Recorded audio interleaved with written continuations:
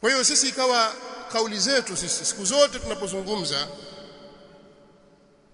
ni kuwafundisha watu njia za kudai haki. Je, tutadai haki bila ya kuzingatia misingi sahihi? Njia yoyote inaweza ikatumika kudai haki, hata kama njia hiyo italeta uharibifu, hata kama njia hiyo italeta uvunjifu wa amani. Je, kila anayeona kwamba ameonewa anaweza kudai haki yake kwa namna anavyojiona yeye kivyo vyote, hata kama kutatokea uvunjifu wa amani? Je, ni haki ya nani ndiyo ambayo hiyo yatakiwa idaiwe kwa mabavu na uvunjifu wa amani, na haki ya nani yatakiwa idaiwe polepole taratibu bila uvunjifu wa amani? Haya tuliyafundishwa sisi, na si kweli yale yanayoenezwa kwenye mitandao ya kijamii katika kupambanisha baina ya kauli za maaskofu, wachungaji, mapadri kwa upande mmoja na kauli za mashehe kwa upande mmoja, kwamba mashehe wao siku zote wanasisitiza amani, hawazungumzii haki, lakini maaskofu wao wanazungumzia haki, kwa sababu kudai haki na haki ikipatikana ndiyo utakaozalisha amani. Kwa hiyo mashehe wao wazungumzia amani lakini hawaizungumzii haki. Kadhib.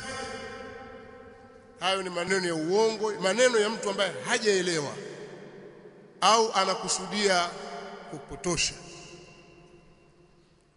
Sisi tutaka haki kwa sababu Mola wetu sisi aliyetuumba ni wa haki. Dhalika bi anna Allaha huwa al-haq wa anna ma yad'una min dunihi huwa al-batil. Allah subhanahu wa ta'ala ndiye wa haki, na vyote vinavyoabudiwa kinyume chake Allah ni batil. Dini ya Uislamu ndiyo dini ya haki, na Mtume Muhammad sallallahu alaihi wasallam ni mtume wa haki, na sisi Waislamu tumeamrishwa kutendeana haki na kushikamana na haki. Isome sura fupi tu, suratul Asr.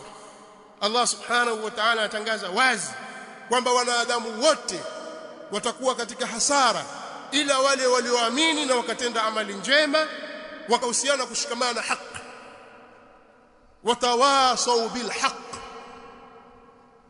Kwa sisi haki ni kitu kikubwa sana kwetu, lakini jambo la msingi, haki unaidai vipi?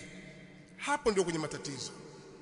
Wale wanaoitwa kwamba ni wasomi, wana PhD ngapi sijui huko, wana degree ngapi, wameshindwa kulielewa hili kwa sababu hawana muongozo katika dini yao ya kuongoza kwenye hili.